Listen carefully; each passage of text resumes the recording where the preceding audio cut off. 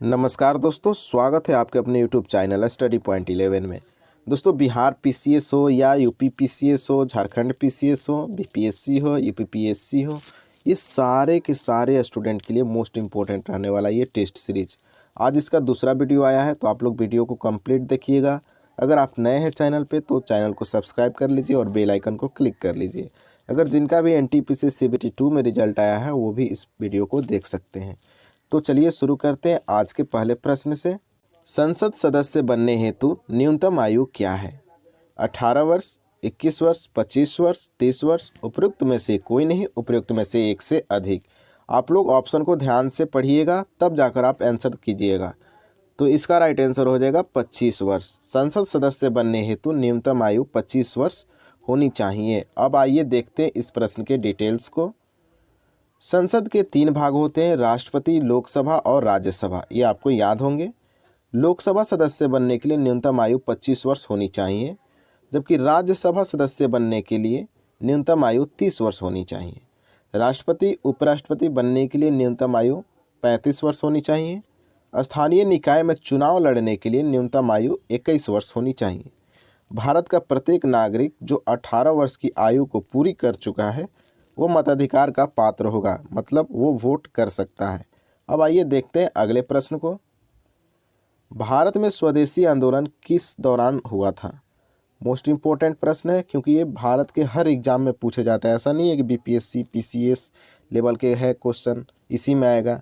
ये NTPC, group D, SSC के सारे एग्जाम में पूछे जाते हैं। ऑप्शन है गांधी जी का चंपारण सत्याग्रह, बंगाल विभाजन के विरुद्ध आंदोलन, रॉलेट एक्ट के विरुद्ध विद्रोह, असहयोग आंदोलन, उपयुक्त में से कोई नहीं, उपयुक्त में से एक से अधिक।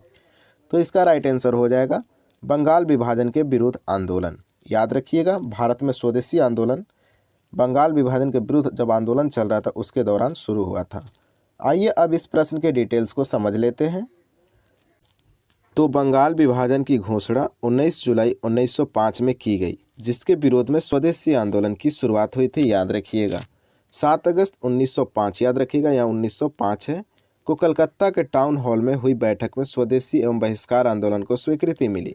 इस आंदोलन का नेतृत्व दिल्ली में सैयद हैदर रजा एवं मद्रास में चिदम्बरम पिल्लाने ने किया था। ये भी आपको याद रखना है। अब आइए देखते हैं अगले प्रश्न को। घड़ी में प्रयोग होने वाले क्वार्ट्ज क्रिस्टल किसके बने होते हैं? Sodium silicate, silicon dioxide, germanium dioxide, titanium dioxide, उपयुक्त में से कोई नहीं, उपयुक्त में से एक से अधिक। आप लोग कमेंट बॉक्स में आंसर किया कीजिए और लास्ट में जब वीडियो कंप्लीट होगा तो आप लोग कमेंट में बताइएगा कि आपके कितने प्रश्न सही हुए हैं। तो इसका राइट आंसर है सिलिकॉन डाइऑक्साइड। सिलिकॉन डाइऑक्साइड घड़ी में प्रयोग होने वाले क्वार्ट्ज क्रिस्टल के बने होते हैं। चलिए अब देखते हैं इस प्रश्न के डिटेल्स को। तो घड़ी में प्रयोग होने वाले क्वार्ट्ज क्रिस्टल सिलिकॉन डाइऑक्साइड के बने होते हैं। इसका रासायनिक सूत्र होता है SiO2। याद रखिएगा SiO2 इसका सूत्र होता है। अब आइए चलते हैं नेक्स्ट प्रश्न पे। निम्नलिखित में से भारत का कौन सा राज्य रबड़ के उत्पादन में अग्रणी है? तमिलनाडु, केरल, कर्नाटक, आंध्र प्रदेश, उपयुक्त में से कोई नहीं या फिर उपयुक्त में से एक से अधिक। तो इसका राइट आंसर हो जाएगा केरल। याद रखिएगा रबड़ उत्पादन में भारत में बात किया जाए तो केरल 1 नंबर पे है। अब आइए देखते हैं इस प्रश्न के डिटेल्स को। रबड़ उष्ण आर्द्र जलवायु की एक उपज है।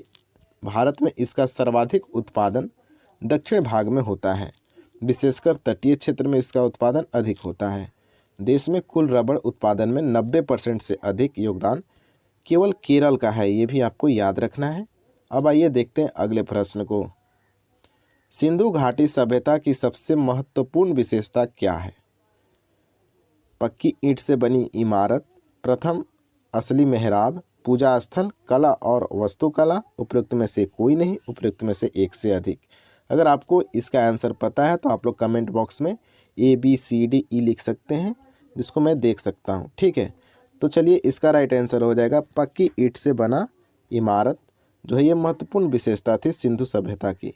आपको ये सब भी लग सकता है, लेकिन क्यों नहीं ये सब आंसर होगा, आइए इसके बारे में जानते हैं। और आपने इतना अच्छा से पढ़ाई किया है तो आपको पता ही होगा। तो सिंधु घाटी सभ्यता एक विकसित शहरी सभ्यता कि नगरों को नियोजित ढंग से बसाया गया था। ये आप लोग ध्यान रखिएगा। सिंधु घाटी सभ्यता में इमारतों का निर्माण पक्की ईंटों से किया जाता था। लोग प्रकृति पूजा करते थे, इसलिए पूजा स्थलों के अवशेष प्राप्त नहीं हुए थे, ये आपको ध्यान में रखना है। कला और वास्तुकला का विकास नहीं हुआ था। तो आप लोग को पता चल गया होगा कि क्यों हम लोग का आंसर ये हुआ था कि पक्की ईंट से बनी इमारत इसका राइट आंसर था। चलिए देखते हैं अब अगले प्रश्न को। राज्य विभाग की स्थापना किसकी अध्यक्षता में की गई? महात्मा गांधी, जवाहरलाल नेहरू, जीबी पंत, सरदार पटेल, उपयुक्त में से कोई नहीं, उपयुक्त में से एक से अधिक। आप लोग कमेंट बॉक्स में आंसर करते रहिए, जिससे आपको इंटरेस्ट बढ़ेगा टेस्ट देने में। तो इसका राइट आंसर हो जाएगा सरदार वल्लभ भाई पटेल। याद रखिएगा, राज्य विभाग की स्थापना सरदार वल्लभ भाई पटेल की अध्यक्षता में की गई थी। अब आइए देख लेते हैं इस प्रश्न को डिटेल्स में। 27 जून 1947 को अंतरिम सरकार में एक अलग नेटिव स्टेट की स्थापना की गई। इस राज्य विभाग की प्रमुख सरदार पटेल को बनाया गया था। सरदार पटेल ने देशी रियासतों के एकीकरण में महत्वपूर्ण भूमिका निभाई तथा राज्यों की शक्ति को सशक्त करने के उद्देश्य से राज्य विभाग का पृथक गठन किया था। तो चलिए अब देखते हैं अगले प्रश्न को। बिहार के निम्न जिलों में से कौन सा जिला नेपाल के साथ सीमा साझा नहीं करता है? ऑप्शन है मधुबनी, किशनगंज, सीतामढ़ी, पूर्णिया। उपयुक्त में से कोई नहीं, उपयुक्त में से एक से अधिक। आप लोग को जो आंसर लगता है आप लोग कमेंट बॉक्स में आंसर कीजिए। तो इसका राइट आंसर है पूर्णिया। याद रखिएगा दोस्तों, बिहार के पूर्णिया जिला जो है वो नेपाल के साथ सीमा साझा नहीं करता है। मोस्ट इम्पोर्टेंट है, आप लोग रट लीजिए, पूर्णिया जिला नेपाल से सीमा साझा नहीं करता है। अच्छा, आइए इस प्रश्न के डिटेल्स को समझते हैं। तो बिहार के 7 जिलों की सीमा नेपाल से साझा करती है। ये भी प्रश्न पूछा गया है कि बिहार के कितने ज़िले नेपाल से साझा करते हैं सीमा अपना। तो याद रखिएगा 7 जिले। अच्छा, है कौन? तो पश्चिम चंपारण, पूर्वी चंपारण, सीतामढ़ी, मधुबनी, सुपौल, अररिया और किशनगंज। ये 7 आपके ज़िले हैं जो नेपाल के साथ सीमा साझा करते हैं। आप लोग याद रखिएगा, पूर्णिया जिला नेपाल के साथ सीमा साझा नहीं करता है, अभी मैंने बताया। तो याद रखिएगा, ये प्रश्न बहुत इंपॉर्टेंट है। तो अब आइए देखते हैं अब अगले प्रश्न को। निम्नलिखित में से कौन सा कार्य स्थानीय स्वशासन के अधिकार क्षेत्र में नहीं आता है? सार्वजनिक स्वास्थ्य, स्वच्छता, जनोपयोगी सेवा, सार्वजनिक अनुशासन का रख रखाव। उपयुक्त में से कोई नहीं, उपयुक्त में से एक से अधिक। ये सारे के सारे प्रश्न प्रीवियस ईयर पेपर के हैं। तो आप लोग ध्यान रखिएगा, किसी भी एग्ज़ाम को क्रैक करने के लिए, किसी भी एग्ज़ाम में सफलता पाने के लिए आपको प्रीवियस पेपर देखना ही पड़ेगा, क्योंकि वहाँ से एक आइडिया मिल जाता है कि प्रश्न किस लेवल तक जा सकते हैं और कैसे कैसे प्रश्न पूछे जाते हैं। तो इसका राइट आंसर आप लोग बताइए कमेंट बॉक्स में। चलिए मैं बता देता हूँ, इसका राइट आंसर हो जाएगा सार्वजनिक अनुशासन का रख रखाव को स्थानीय स्वशासन के अधिकार क्षेत्र में नहीं रखा गया है। आप लोग याद रखिएगा। अब आइए देखते हैं इस प्रश्न के डिटेल्स को। स्थानीय स्वशासन अधिकार क्षेत्र के अंतर्गत सार्वजनिक स्वास्थ्य, स्वच्छता एवं जनोपयोगी सेवाएं सम्मिलित की जाती हैं। इसके अधिकार क्षेत्र के अंतर्गत सार्वजनिक अनुशासन का रख रखाव को शामिल नहीं किया गया है, ये आप लोग याद रखिएगा। अब आइए चलते हैं अगले प्रश्न पे। तमिलनाडु में सर्वाधिक सूती वस्त्र के कारखाने कहाँ पाए जाते हैं? मोस्ट इम्पोर्टेंट है, ऑप्शन है चेन्नई, कोयम्बटूर, मदुरई, सलेम। उपयुक्त में से कोई नहीं, उपयुक्त में से एक से अधिक।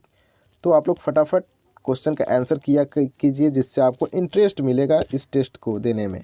तो इसका राइट आंसर हो जाएगा कोयम्बटूर। कोयम्बटूर तमिलनाडु में सर्वाधिक सूती वस्त्र के कारखाने यहाँ पाए जाते हैं, कोयम्बटूर में, ये आप लोग याद रखिएगा।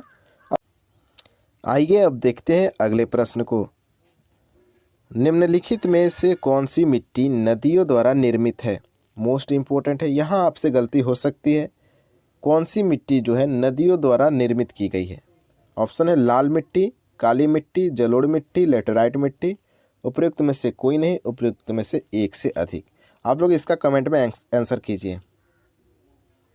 चलिए मैं बताता हूँ इसका आंसर। आंसर हो जाएगा जलोढ़ मिट्टी। याद रखिएगा, जलोढ़ मिट्टी जो है ये नदियों द्वारा बनाया गया एक मिट्टी है। आप लोग इतना ध्यान रखिएगा। अब आइए देखते हैं इस प्रश्न के डिटेल्स को।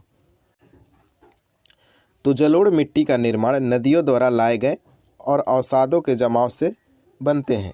यह उत्तर भारत में पंजाब से लेकर संपूर्ण उत्तरी विशाल मैदान को आवृत करते हुए गंगा नदी के डेल्टा क्षेत्र तक फैली है। हल्के भूरे रंग वाली मृदा 7.68 लाख वर्ग किलोमीटर भूभाग पर फैली हुई है। याद रखिएगा 7.68 लाख वर्ग किलोमीटर भूभाग पर यह मिट्टी फैला हुआ है। अब समय हो गया है आप लोग के लिए टेस्ट प्रश्न का।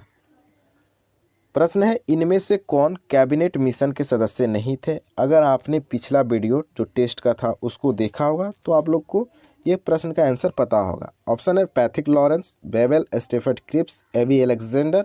उपयुक्त में से कोई नहीं, उपयुक्त में से एक से अधिक। अगर आप लोग को आंसर पता है तो आप लोग वीडियो के कमेंट बॉक्स में अपना आंसर दीजिए। वहाँ से टॉप 3 जो भी 3 नंबर तक क्वेश्चन का आंसर दिए रहेंगे उनका नाम मैं अगले वीडियो में लेने वाला हूँ। तो आप लोग पार्टिसिपेट कीजिए टेस्ट को और आंसर अपना दीजिए। अगर आपको ये वीडियो अच्छा लगा तो ज़रूर वीडियो को शेयर कीजिए, चैनल को सब्सक्राइब कर लीजिए और बेल आइकन को ज़रूर क्लिक कर लीजिए। चलिए मिलते हैं नेक्स्ट वीडियो के साथ। Thank you, bye.